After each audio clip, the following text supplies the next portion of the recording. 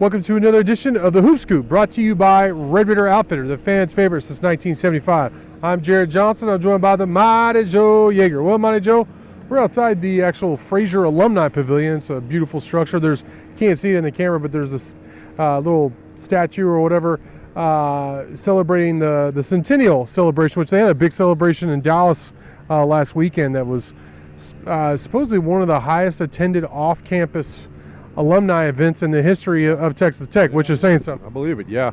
And I'll tell you something else. If you haven't been over here, we're like southwest of the stadium. Yeah, the Jones. Yeah, and I mean, everything's knocked out from the south end zone, right? Yeah. So you see a perspective on the stadium that has not been seen True. in how many decades, Long since time. the 60s or something like that. So that's a little bit different, but a lot of stuff happening around here. Yeah, multiple cranes, which Joey McCullar was on the Rockin' Pregame, a radio show I co-host every week, and he said he is going up there. He said he would bungee jump, Joe, if they let him. And I said, Coach, don't do that. Don't do that, Coach. While it would be a sight to behold, let's just stay away from that. But he is going up on the crane at some point soon. But this is about basketball, and this video, and there was a lot going on, like seemingly as there is every week with Texas Tech basketball nowadays. I mean, it's May, almost June, but here we are still talking a lot about relevant news with Texas Tech basketball. Most recently, well, there's a couple of things. First off, big commitment, addition of a 6'8" forward that I think was huge. You've been saying they needed, some more size in the front court. And I'm going to butcher his name, no doubt, but Emily Yalaho, I believe, a Finnish player, 6'8", pretty good size to him, but a versatile, raw player. Joe, what do you think about the addition of him? Yeah, he's an interesting player. I mean, he's 6'8", 235. He's built like a legitimate power forward, but he plays out on the perimeter an awful lot. In the video you watch of him, you're going to see him up towards the top of the key in the wings, probably more often than down on the block. So that's kind of interesting. He's a guy who can really shoot the ball. Helicopters flying overhead, very low. Like really? Yeah. Just over the Jones. Man, I feel like we're in Iraq or something like this. Could cut loose with some surface-to-ground missiles. But speaking of firing missiles, Yalaho can fire up a few. As a shooter, he reminds me a little bit of Kevin O'Banner, who's built along the same lines, by the way. You kind of hope that he's a similar shooter. He's a standstill shooter, doesn't create his own shot, but he's got a really, really good stroke. And also something that's very interesting and very hopeful for him is that he's an excellent ball handler and passer as well. He can initiate the fast break, taking the ball off the glass.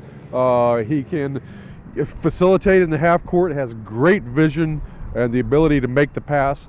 And so this is, this all fits in, I think, into what McCaslin is trying to build, because the players that he's recruited so far, at least 3 of them, are all really, really terrific passers. Yeah. And so, I mean, this was a weakness under Mark Adams, the floor game, too many turnovers, not enough assists. It looks like that's going to be reversed right now. And, McCaslin said that a big part of his philosophy is he wants guys who have a feel for the game. Yeah. Natural basketball players. And one of the main ways that's manifested is the ability to pass. Yeah. And make everybody else better, to see the court and to know where your teammates are at all times and have the willingness to dish it off and deliver the rock. And Emeli is one of those guys who can do that, and he's stocking up on those sorts of players. So, I mean, true to his word, he's building this roster out the way, he kind of said he would. That reminded me of a quote I heard. I actually watched an NBA playoffs here recently, the Celtics and Heat, and it was Stan Van Gundy who said, you don't see the combination of a guy with a low basketball IQ who's a terrific passer. Yeah. Terrific passers have high IQs. The two seem to go together. So it seems like he's stockpiling guys with, like you said, high basketball IQ, which is a good thing.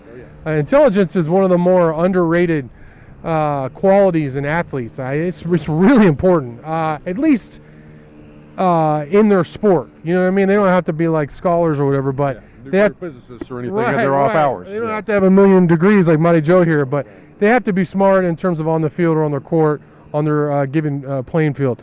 Now, another news item, Jason Jackson from Florida, the high-flying dunker, he decommitted. This was a long time coming. As Austin Massey has reported on Inside the Red Raiders for months, or at least a month, the new staff isn't that high on Jason Jackson. He was more of like the previous staff, of course. Al Pinkins commit, who is no longer with Texas Tech. So this was very, anticlimactic, but it's official now. Of course, the programs don't announce the decommits, even though he was assigning. And I find it interesting because you and I have different philosophies on this, and I'm not sure that I'm right and you're wrong, or obviously vice versa. But you commented on the board that you thought Jason Jackson, like Tech, should stick to their commitment with him signing, even though it was with the previous staff. And I think maybe 10 years ago I might agree with that, but with the way it is now, I mean, our next news item I'm going to talk about, I don't even think I mentioned to you before we get on here, there's no loyalty from players and coaches, and players have so many more rights than they did before. Before, they were really hamstrung. I mean, in my humble opinion, in terms of a coach could just leave, or a coaching staff, and they'd be tied into their letter of commitment. Now there are so many opportunities that, look, Tech needs the scholarships. It's competitive Big 12. Ultimately, it's Grant McCaslin who's going to have his head on the chopping block. They're already got some guys like Kerwin Walton that they're kind of having to swallow in terms of roster spots. So you and I differ on that, but I could be convinced, especially by you, Mike Joe. Yeah, well, I mean, what you say is true. This is the world we live in. Yeah. And the whole idea of loyalty is just this is not part of the equation anymore. From coaches, from players, athletic directors, Right. and at some point you wonder if the loyalty of fans Right. is going to be undercut by all this, Right. as well. Clearly in basically cutting Jackson loose, McCaslin wasn't doing anything new under the sun. No. This seems to be pretty much standard operating procedure. Chris Beard did the same thing. Right. There was a Tubby recruit by the name of Keon Clergeot, who coincidentally was also a Florida guard, a guard from Florida, and he let him go. And he went on to UMass and then Southeast Louisiana, had a good career. As a senior, was second team all-conference. I believe that if he had stuck around, he'd been allowed to stick around at Tech, he probably would have gotten into the rotation as an upperclassman. Be that as it may, that's the way of the world these days.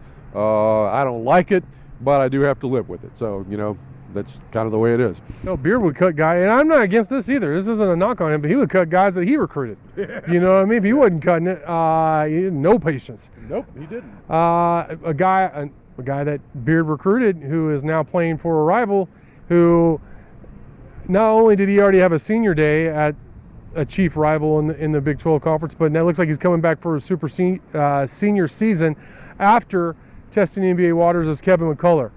And all the things he said about Kansas having the best fans in the world. They do have great fans, and him just gushing about how great Kansas is. Still, it kind of makes me sick to my stomach. I'm not really like that kind of dude. I'm pretty like, okay, this is business-like, but there's something about him being a legacy and all that stuff, and just what he meant to some of those teams, and just all that, him and what he's doing with Kansas, which most people are saying, Mighty Joe, Volts pretty much solidifies Kansas as the preseason AP number one. What are your thoughts on McCullar going back to Kansas for super senior season and that Jayhawks roster? Yeah, well, that always, when you got somebody who's a legacy like that, he played 3 seasons here, was part of a lot of great things. Those guys, when they transfer out, it hurts worse. Especially to a rival. To a rival. I mean, in some ways, it was kind of like Beard going to Texas. Yeah. Same sort of deal. Yeah. And that stings worse. But again, when loyalty is no longer a factor, then that seems to play into legacies as well. I mean, if it's not a consideration, then hey, my dad went to this school. Why should I? Why should that have any impact? It's all about, best path to the NBA or to a good overseas career or whatever. And That's what I'm doing. You know, who's going to give me the most exposure, the best coaching, so forth and so on, or so they think. And so, you know, that's what's going on. You know, I mean, as far as Kansas, well, you know, no shock that they're preseason number one. They're always hanging around the top every single year. You know, you hope they're wrong. Everybody's wrong and picking them preseason number one. But, you know, obviously they're going to be extremely tough. You know, my main concern is with McCaslin and Texas Tech and what he's doing here and building up. Can't expect Tech to really strongly challenge for the first top position in the Big 12, I think, immediately. But if Texas Tech is top four, you know, at the end of the season, I think you've got a very, very good beginning for Grant McCaslin. I agree, and McCaslin, you know, is in the process of building the roster, and I think it's a good, like you said, initial roster. So we'll see what's next. But for now, Mighty Joe, great stuff as always. Thank you. Thank you all for watching, and until next time.